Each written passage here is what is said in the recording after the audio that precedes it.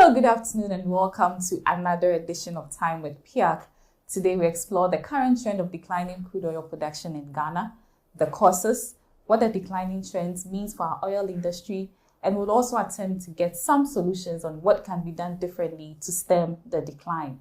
I'm joined by two guests who are well versed in the operations of the oil industry, and they'll provide us with a comprehensive understanding of this particular topic. Join us as we learn more through this thought-provoking conversation to ensure that the future of our oil industry is well secure.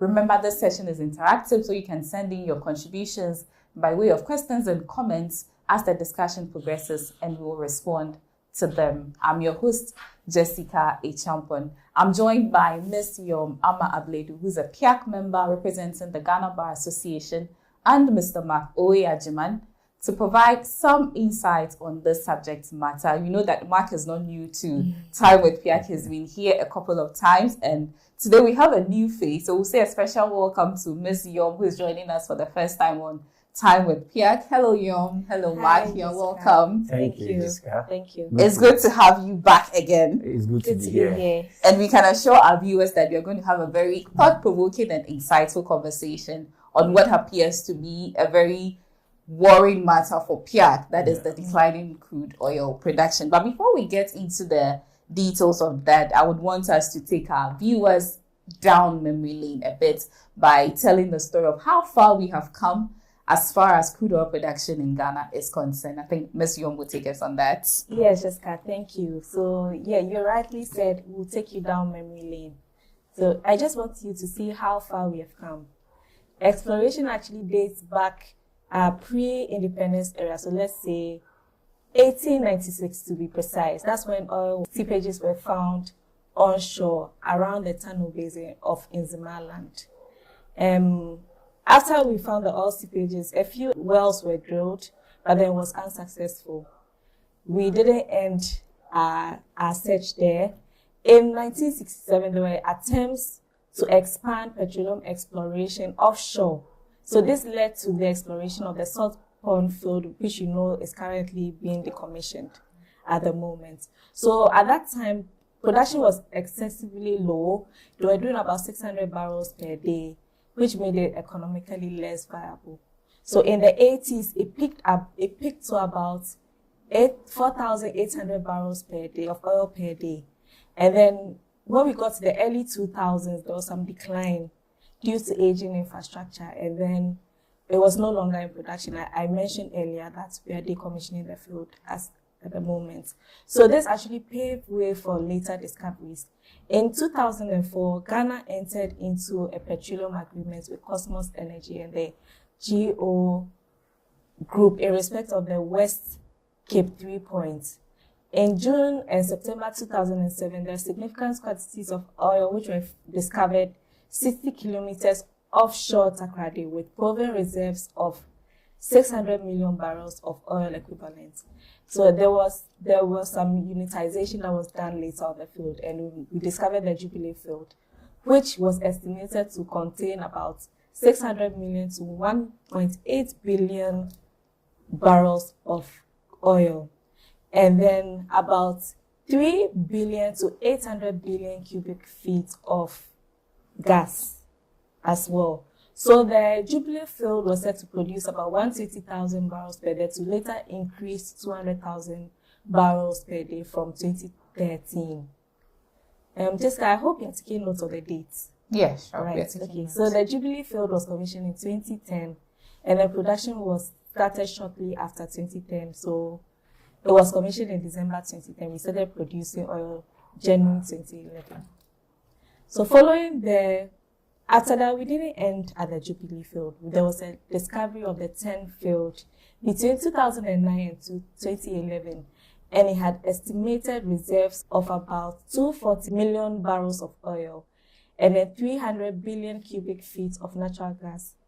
It was approved for development in 2013, and the first oil was produced in 2016, August. There were further discoveries which were made on the SGN fields, which is the Sankofa Jinyami field, estimated reserves of over 500 billion barrels of oil and then 270 million of non-associated gas. But I would like us to go to just last year. I will say that before I get to last year, we peaked in our oil production in 2019, where we were able to produce about 71.44 million barrels of crude oil for the year in 2019. By last year, we did about 48.25 million barrels of oil in 2030.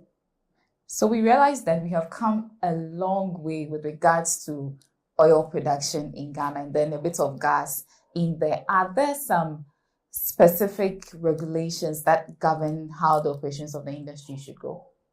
Oh, yes, definitely. There are quite a few, so I'll just mention some of them that come to the top of my head. We have the law that sets up our national oil company, that's the GNPC, the Ghana National Petroleum Corporation, right?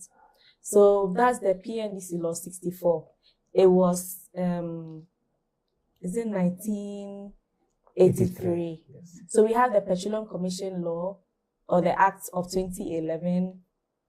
We have the Petroleum Exploration and Production Law, which is the Act 919 of 2016. But first, I would like to mention that the 1992 Constitution is the supreme law. So yes, first 1992 Constitution, and then the GNPC Law, PNDC Law 64, which I mentioned already. And then I mentioned the Petroleum Commission Act of 2011, Act 821, and then the Act 919, which is the Exploration and Production Act. And we also have the Petroleum Revenue Management Act 2011, Act 815 as amended. It's actually the PRMA that set up PIAC. And we have the Income Tax Act 2015, Act 896. And we have the Foreign Exchange Act, and then EPA Act, and then some other regulations. So I'll bring in Mark at this point. Mark, you've been quiet so long, so we'd like to hear from you. We've seen the journey from 1986 till 2024 as we speak. Can you just tell us how we have fared in terms of production volumes? Yeah, thank you. As Ms. Abdul pointed out in her submission, and as kind of played out in the Sulcon field, when you start production from an oil field, there is what we call the build-up stage, where you start gradually and building up. Building up simply means you start increasing production. That can take like 4 to 5 years, depending on the volumes you've discovered and your production rates. Then you hit what we call a plateau, and that's usually what we call the peak period. Peak period will usually, you have stabilized production if all things being equal. And this stays flat. And it also takes place between 3 to 4 years. Sometimes you can prolong the peak production or the plateau production if you introduce other technological mechanism to kind of sustain that period. So that's the plateau period. Then naturally, because it is a finite resource, it will naturally start declining. Now, when it starts declining, so that's the third and final stage. When it starts declining, as I mentioned earlier on, you can prolong that decline phase. So, as witnessed on the Sulcon field, the same thing has been witnessed on the Jubilee 10 and then Sankofa Jinyame field. Started from December 2010, increased production, we peaked. But unfortunately, the current 3 fields that we have, I will not say we attained plateau production. We peaked and gradually declined. Usually you peak, you plateau for, as I said, 3 to 4, 5, 6 years. In Ghana, we peaked in 2019 with 71.44 million barrels in the year, and then we declined sharply. This was induced by several factors. Some are natural causative factors, where the natural energy of the field are declining. Some are subsurface, subsurface means underground technicalities. So technical challenges with that. COVID-19 came in 2020, that also affected production. Some are also surface issues with facilities like the FPSO, your processing plants, your pipelines, those also affected our production. But as I said earlier on, I don't think in Ghana we attained plateau production. We peaked and declined. So we didn't attain plateau production. So as we are talking currently, for the past 4 years, since 2020, we have been declining at an average of 9.2% per year. And it gives cause for everybody in Ghana to worry, not just PIAC, because we have budgetary lines in our national budget that substantially rely on petroleum revenue, like the free senior high school, the Agenda 111 program or project, and then other the District Assembly Common Fund and other developmental projects and infrastructure. So it should be a cause of worry for every Ghanaian that we are declining production and not adding on to the reserves.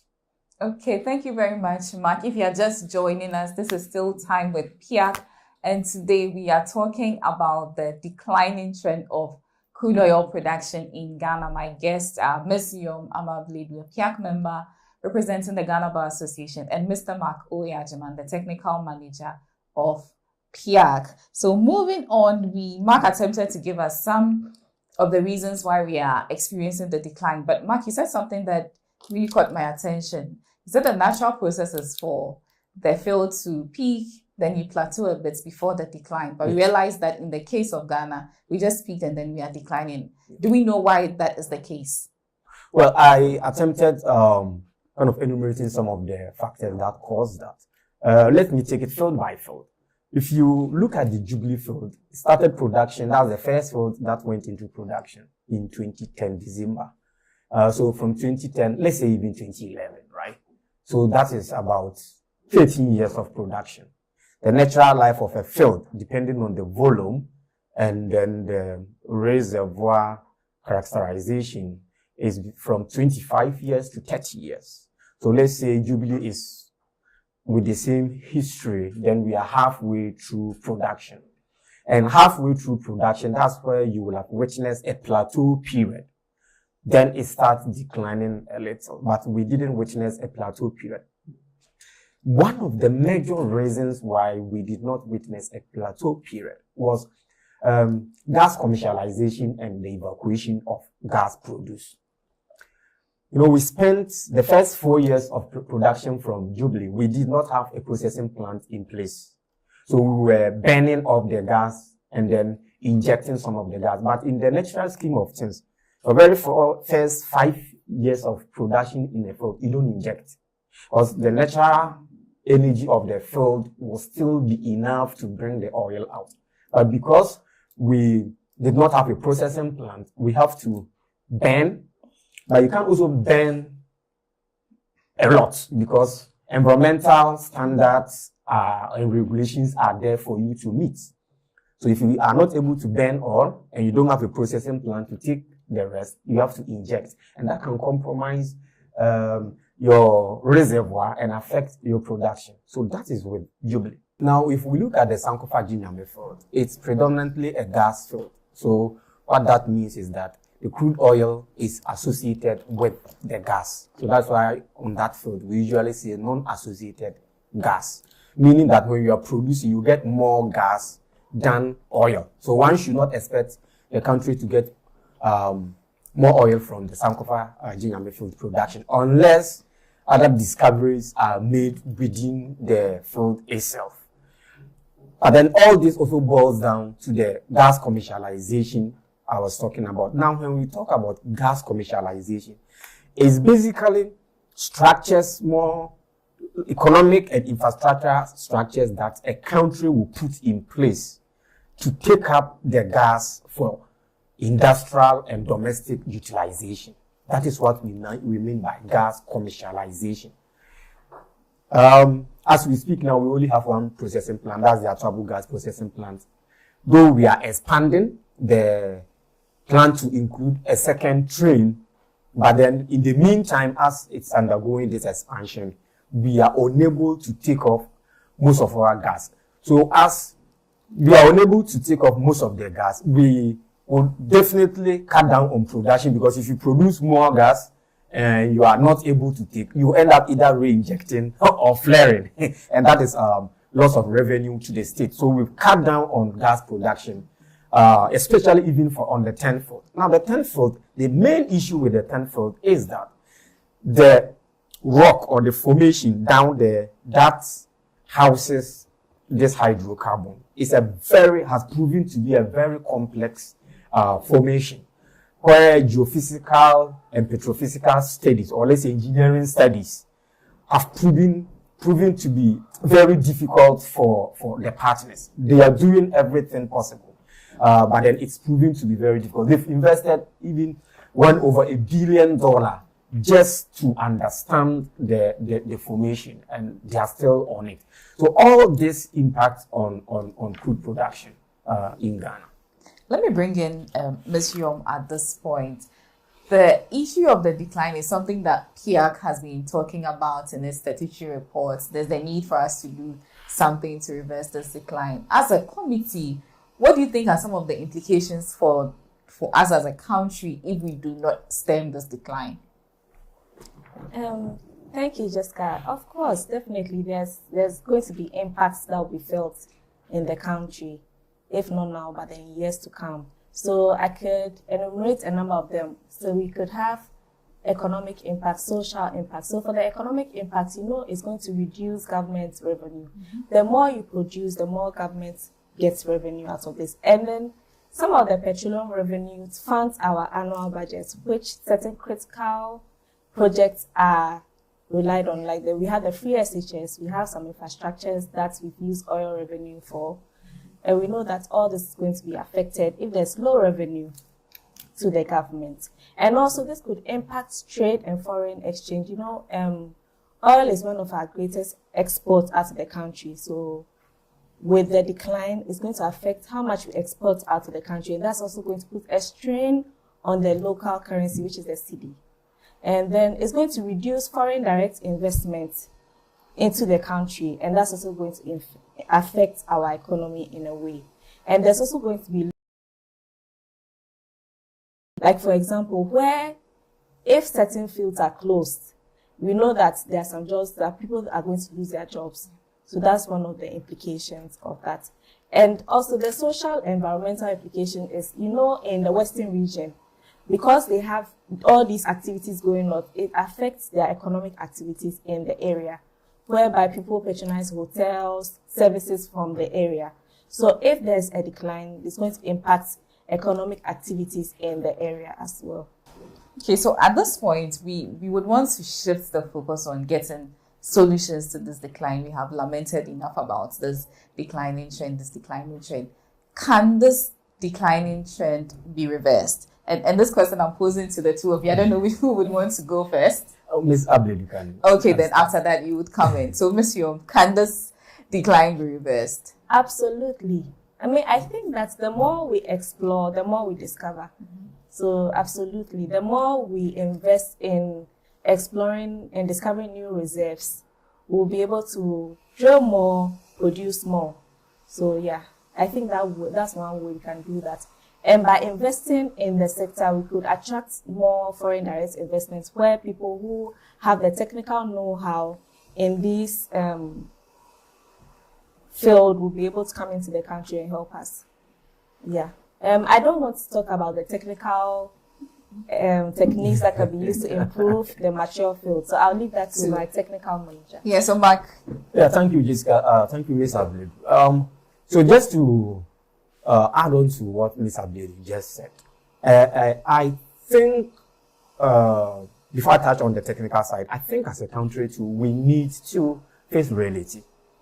And the reality here means is that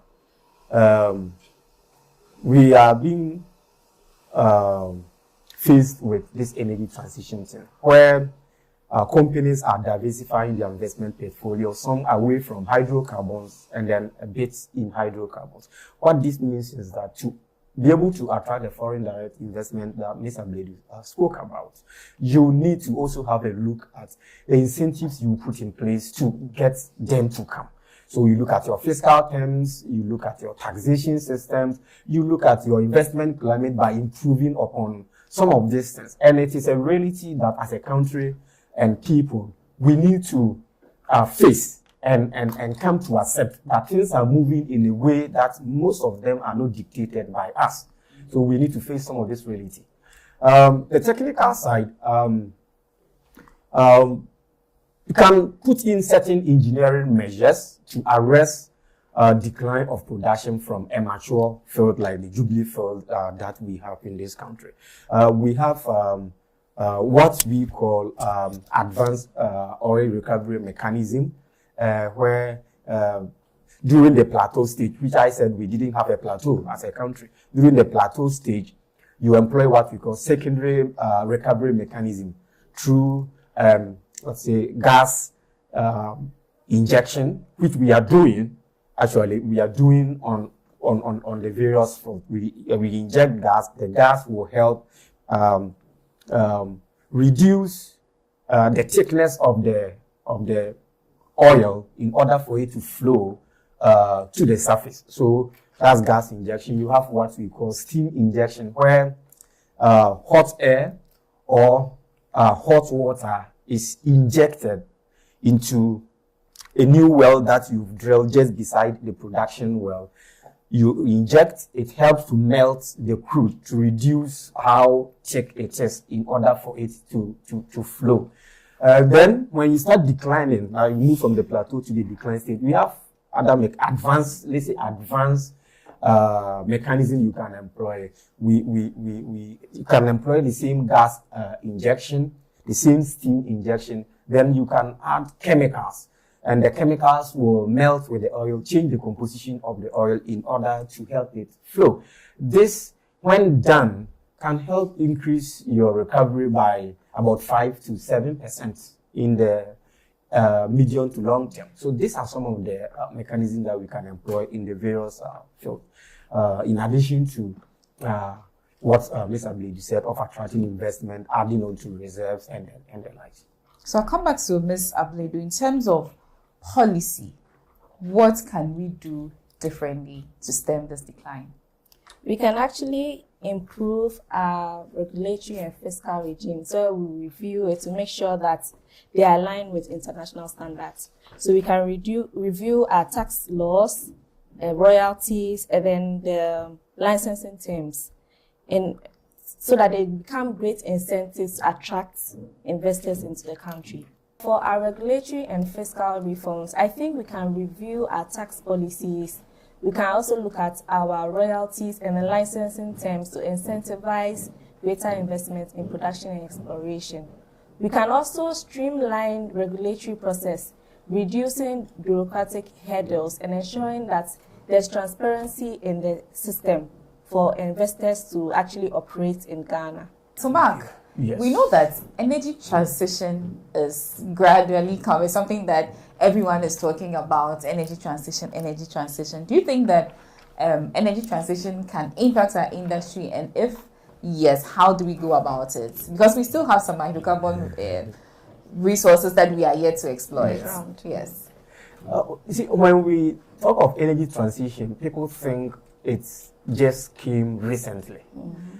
As humans, we've had several centuries of transitioning from one form of energy to the other, from steam to coal, steam to electricity, coal to oil, oil to gas. So it is from even firewood to charcoal, from charcoal to gas. So energy transition has always been part of our lives as human beings throughout our development. So this is nothing new. Mm-hmm.